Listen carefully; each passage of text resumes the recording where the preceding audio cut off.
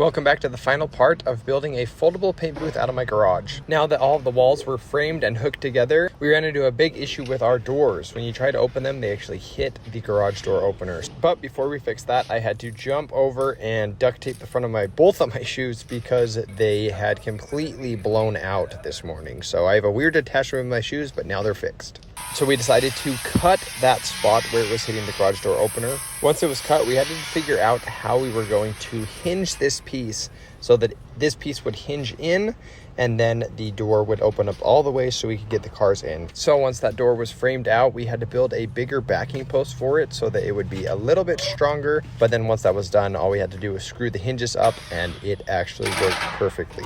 We are trying to make this as simple as we possibly can so that I can get it set up and put away with ease.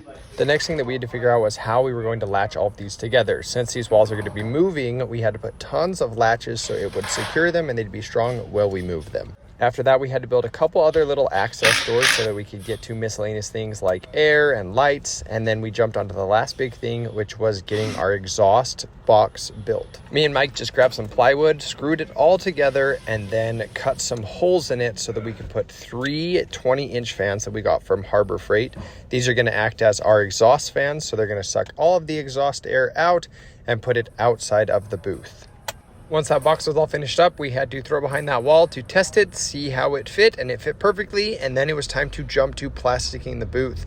I went and got some thick plastic from Home Depot just because the purpose of this is to keep all of the overspray off of the walls, and we'll be able to tear this plastic off and redo it when it gets too oversprayed.